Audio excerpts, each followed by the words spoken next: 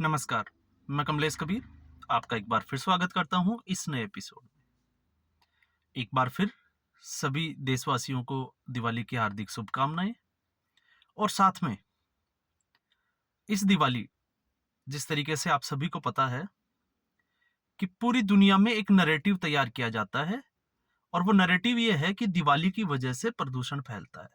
और आपने देखा होगा कोर्ट भी जो है वो इसी तरह की टिप्पणी करता है और मना करता है कि हमें जो है वो पटाखे नहीं छोड़ने चाहिए। लेकिन दिवाली एक ऐसा त्योहार है जो पटाखों के लिए ही जो है वो बच्चों में उत्साह होता है। और एक और सबसे बड़ी बात उसमें जो है, इस वक्त पूरी दुनिया में अगर हम देखें तो जो लोग पर्यावरण को बचाने के लिए बात कर रहे हैं, जो देश, लोगों की बात नहीं कर रहा, जो देश और बुद्धिजीवी, तो आप सोच के देखिए 4 साल से यूक्रेन का युद्ध वहां पे चल रहा है, रसिया और यूक्रेन के बीच में। तो और उसमें जो है वो बड़े बड़े पटाखे छोड़े जा रहे हैं, मतलब मिसाइलें छूट रही है। इसराइल, आपने देखा ईरान, फिलिस्तीन, इनके बीच में जो है वो जिस तरीके की जंग चल रही है, तो क्या वहां पे जो मिसाइल और बम फोड़े जा रहे हैं, क्या उससे जो है वो पर्यावरण जो है वो प्रदूषित नहीं होता? लेकिन फिर भी नैरेटिव तैयार किया जाता है कि भारत में दिवाली की वजह से प्रदूषण फैलता है।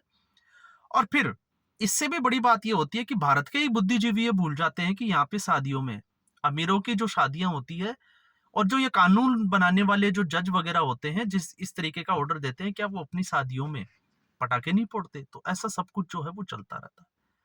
इसलिए मैंने कहा कि ये जो दिवाली है, इस दिवाली में सबका इकोसिस्टम जो है वो टूटने जा रहा है। एक सबसे बड़ी बात, राम मंदिर निर्माण के बाद में ये पहली दिवाली थी और लगभग 25 लाख दिए जो है वो कल आपने देखा, पूरे देश ने देखा, पूरी दुनिया ने देखा और वर्ल्ड रिकॉर्ड बन गया। तो जो लगातार जो है वो हिंदू धर्म को, सनातन को कटघरे में खड़ा करते थे, ये उनके ऊपर जो है वो एक गहरा आघात, ये हम जो है वो कह सकते हैं। और दूसरा, उसके बाद में योगी आदित्यनाथ ने जिस तरीके से उनका जो भाषण था, उसमें अयोध्या की हार साफ तौर से जो है वो झलक रही थी। और ऐसा मैं क्यों कह रहा हूं? ऐसा मैं इसलिए कह रहा हूं क्योंकि आपने देखा 2024 का जो लोकसभा का चुनाव हुआ था अभी अप्रैल मई में, उसके बाद में भारतीय जनता पार्टी की 240 सीटें रह गई। ये बड़ा मुद्दा नहीं बना। बड़ा मुद्दा ये बना कि भारतीय जनता पार्टी अयोध्या की सीट हार गई। वैसे अयोध्या सीट नहीं थी, फैजाबाद की सीट थी, लेकिन अयोध्या उसी में आता था। तो ये एक बहुत बड़ी जो है वो या हम कहें कि ये गहरी चोट लगी। तो और उसके बाद में आप देखिए जिस तरीके से विपक्ष इसको प्रदर्शित करता है, अवधेश प्रसाद को अखिलेश यादव और राहुल गांधी लोकसभा में दोनों अपने बीच में बिठाते हैं जैसे उन्होंने कोई ट्रॉफी जीती हो। तो अयोध्या एक ट्रॉफी बन गई। और ये दर्द योगी आदित्यनाथ के कल के भाषण में देखने को मिला और उन्होंने सीधे कहा कि सीता जी जो है वो कब तक जो है वो अग्नि परीक्षा देती रहेगी। तो फिर इसका इफेक्ट जो है वो दूसरी जगह भी, चाहे वो फिर जो है वो मथुरा हो, चाहे काशी हो, और तमाम तरह की चीजें हो। तो ये जो है, और आपने देखा जिस तरीके से एक समुदाय विशेष का वोट पाने के लिए लगातार हिंदुओं को टारगेट किया जाता है ताकि उस समुदाय को खुश कर सके। और मैं सीधे तौर से कहता हूं, मुसलमानों को खुश करने के लिए कुछ ऐसे राजनीतिक दल है जो हिंदुओं को टारगेट करते हैं, और उनके टारगेट से उनको लगता है कि वो जो समुदाय है वो उनके साथ आएगा, उनको वोट करेगा, और उसके बाद उनकी जीत पक्की है, और हिंदू जो है वो बटा हुआ है। तो ये जो है एक मानसिकता मुसलमान वोट के लिए। और दूसरा, इस वक्त आपने देखा होगा जिस तरीके से धर्मांतरण का खेल चल रहा है, और धर्मांतरण के खेल में अभी सबसे ज्यादा आपने देखा जैसे पंजाब और इस तरह का जो क्षेत्र है उसमें जो है वो मिशनरियों द्वारा जो है वो धर्म परिवर्तन करवाया जा रहा है। ठीक ऐसे ही बौद्ध धर्म में भी जा रहे हैं, और बौद्ध धर्म वाले जिस तरीके से भगवान को जो है वो कटघरे में खड़े करते हैं। आप मानते हैं या नहीं मानते, ये आपका विषय है। और आप अगर किसी दूसरे की आस्था के ऊपर अगर कोई टिप्पणी करते हो तो ये सबसे बड़ी गलती होती है। लेकिन ये लोग भूल जाते हैं कि जिस भीमराव अंबेडकर ने संविधान बनाया, तो उस संविधान में जो है वो भगवान श्री राम, हनुमान, इनकी जो है वो फोटो क्यों लगाई थी? ये बड़ा क्वेश्चन होता है, और इनके जो नए नए जो बौद्धि बने हैं इनसे पूछना भी चाहिए। क्योंकि वो जिस तरीके से जो है वो हिंदू धर्म के देवी देवताओं को गालियां देते हैं, उनको ये पूछना चाहिए कि भीमराव अंबेडकर को क्या जरूरत थी, लेकिन उसका जवाब वो नहीं दे पाएंगे। तो ये सारा जो है वो खेल चलता रहेगा। तो इसलिए आपने देखा, और दूसरा एक और मैं इसमें जो है वो इसी वीडियो में जो बात करने वाला हूं, जैसा कि आपने थंबनेल देखा होगा, इस वक्त कांग्रेस का इकोसिस्टम खुद भी जो है वो कटघरे में खड़ा आ गया। जिस तरीके से कांग्रेस पार्टी को अपनी साख बचाने की जो है वो लड़ाई लड़नी पड़ रही है, ठीक उसी डर्रे पे आ गया कांग्रेस पार्टी का इकोसिस्टम, दलाल पत्रकार। और मैं ऐसा क्यों कह रहा हूं? मैं ऐसा इसलिए कह रहा हूं कि पत्रकारों की एक मंडली जो हर चुनाव दर चुनाव जो है वो सीने पे पत्थर रखकर ये सोचती है कि इस बार जो है वो कांग्रेस पार्टी जीतेगी, और कांग्रेस पार्टी जीतेगी तो उनका कद बढ़ेगा, सत्ता में जो है वो मलाई खाने का मौका मिलेगा। और उस कड़ी में हरियाणा में तो जो है वो लोकसभा चुनाव के बाद में इनके हौसले बुलंद थे, लेकिन हरियाणा की हार ने इन लोगों की पोल खोल दी। और यही बुरे लोग, जिसको हम दलाल कह सकते हैं, आज स्थिति ये बन गई है कि एक दूसरे की पोल खोलना शुरू हो गए हैं। लेकिन उससे पहले आपने देखा अशोक वानखेड़े ने जिस तरीके से सीधे तौर पे न्यूज चैनल पे जो है वो सीधा कह दिया कि केसी वेणुगोपाल जो है वो अपनी महिला मित्रों के साथ में जो है वो उनको टिकट बांट रहा है, और हरियाणा जो है वो अय्यासी का अड्डा बन गया है। और लगातार जो है वो मैं भी ये सोच रहा था, आप भी सोच रहे होंगे कि शायद केशरी वेणुगोपाल की तरफ से कुछ जो है वो एक्शन लिया जाएगा। लेकिन अब लगता है कि एक्शन लिया जाएगा, क्योंकि आपने देखा इससे पहले अजीत भारती जो एक सोशल यूट्यूबर है, उसके खिलाफ किस तरीके से कर्नाटका पुलिस ने जो है वो केस दर्ज किया था। इसके अलावा कुमार विश्वास पंजाब पुलिस जो है वो पकड़ने पहुंच गई थी, तेजिंदर सिंह बग्गा। तो ये कि जो है वो एक सिस्टम बनाया गया कि जो कांग्रेस पार्टी के खिलाफ बोलेगा उसको कैसे जो है वो दबाया जाए। और आपने ये भी देखा जिस तरीके से कांग्रेस पार्टी ने लोकसभा चुनाव में जो है वो 14 मीडिया पर्संस को जो है वो बैन कर दिया था, और उसके बाद में हमने अभी ये देखा कि जब संविधान सम्मान जो सम्मेलन हुआ उसमें भी किसी भी मीडिया पर्सन को अलाउ ही नहीं किया। और अभी आप लोगों को पता होगा कि नहीं होगा मुझे नहीं पता, राहुल कंवल की जिस तरीके से बेइज्जती की गई कांग्रेस पार्टी के द्वारा। इंडिया टुडे पे राजदीप सरदेसाई के साथ काम करते हैं। तो ये एक जो है वो पूरा सिस्टम बनाने की तैयारी चल रही थी।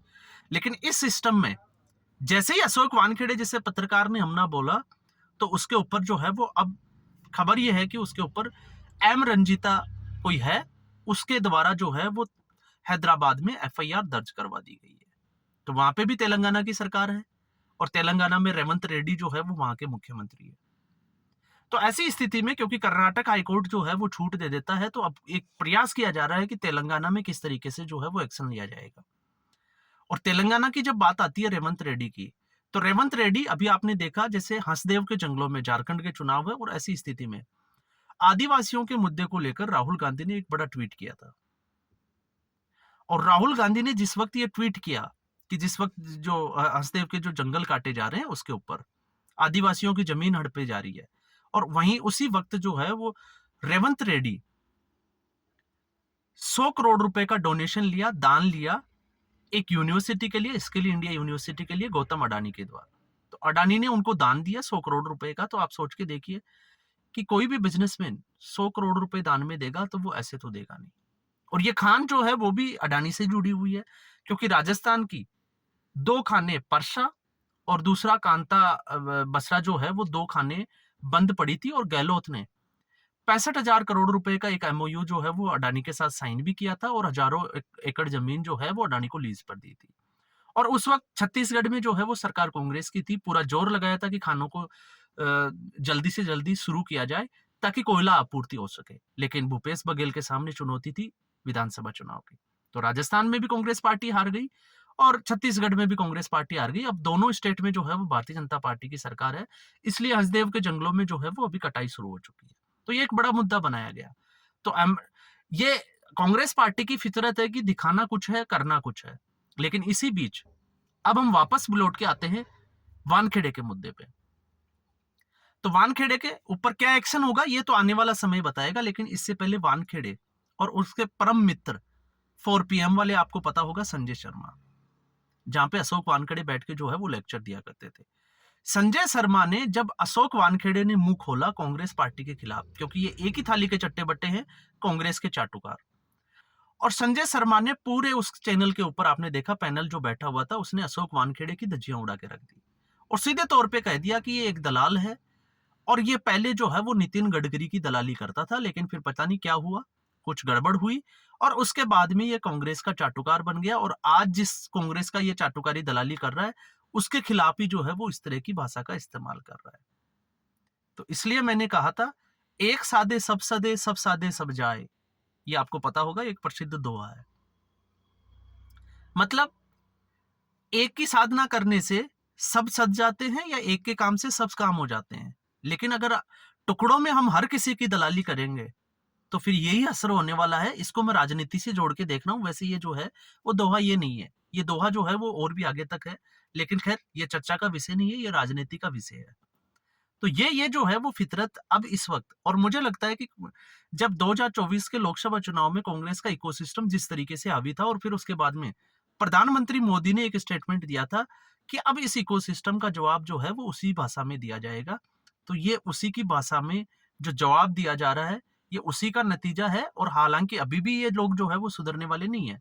जिस तरीके से महाराष्ट्र में एक नैरेटिव चलाया जा रहा है कि मोदी और शाह का वजूद खत्म हो जाएगा, जबकि कांग्रेस पार्टी का क्या वजूद रह गया है ये आप और हम सबके सामने है। और जो रही सही कसर है वो 23 नवंबर को, तो 23 नवंबर के बाद में ये आपस में एक दूसरे की कैसे पोल खुलेगी, ये बड़ा दिलचस्प होगा, क्योंकि कुछ खबरें जो हैं वो अंदरूनी, वो हमें भी तभी पता चलेगी जब इनमें आपस में जो है वो फूट पड़ेगी। तो आज के एपिसोड में बस इतना ही। उम्मीद करूंगा ये वीडियो एपिसोड आपको पसंद आया होगा। वीडियो को लाइक करें, शेयर करें, चैनल जरूर सब्सक्राइब करें और एक बार फिर आप सभी को जो है वो इस दिवाली की बहुत बहुत शुभकामनाएं। धन्यवाद।